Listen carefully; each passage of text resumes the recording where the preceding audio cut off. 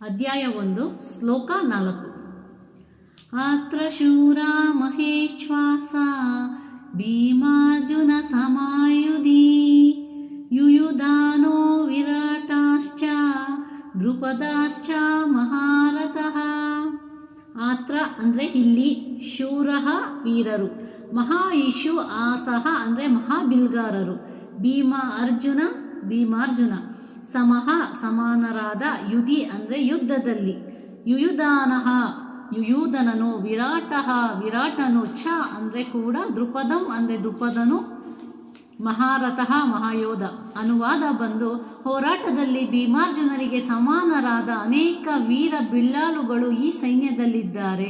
ಯುಯುಧಾನ, ವಿರಾಟ, ದ್ರುಪದರಂತಹ ಮಹಾರಥರಿದ್ದಾರೆ ಎಂಬ ಅರ್ಥ ಬರುತ್ತೆ. ಭಾವಾರ್ಥ ಬಂದು, ದ್ರೋಣಾಚಾರ್ಯರಿಗೆ ಯುದ್ಧ ಕಲೆಯಲ್ಲಿದ್ದ ಮಹಾಶಕ್ತಿಯ ಎದುರಿನಲ್ಲಿ ದೃಷ್ಟದುಮ್ನಾನನು ಬಹುದೊಡ್ಡ ತಡೆ ಏನೂ ಆಗಿರಲಿಲ್ಲ. ಆದರೆ ಅಂತಕವನ್ನುಂಟು ಮಾಡಬಲ್ಲ ಇತರರೂ ಅನೇಕರಿದ್ದರು. ಅವರಲ್ಲಿ ಪ್ರತಿಯೊಬ್ಬರೂ ಭೀಮಾರ್ಜುನರಷ್ಟೇ ದುರ್ಜಯರಾದ್ದರಿಂದ ಕೌರವರ ಜಯಕ್ಕೆ ಅಡ್ಡಿಯಾಗಬಲ್ಲರೆಂದು ದುರ್ಯೋಧನನು ಅವನನ್ನು ಹೆಸರಿಸುತ್ತಾನೆ. ಅವನಿಗೆ ಭೀಮಾರ್ಜುನರ ಶಕ್ತಿಯ ಅರಿವಿತ್ತು, ಆದ್ದರಿಂದ ಅವನು ಇತರರನ್ನು ಅವರೊಂದಿಗೆ ಹೋಲಿಸಿದನು ಎಂಬ ಅರ್ಥವನ್ನು ಶ್ಲೋಕ 4ರಲ್ಲಿ ನಾವು ತಿಳಿಯಬಹುದು.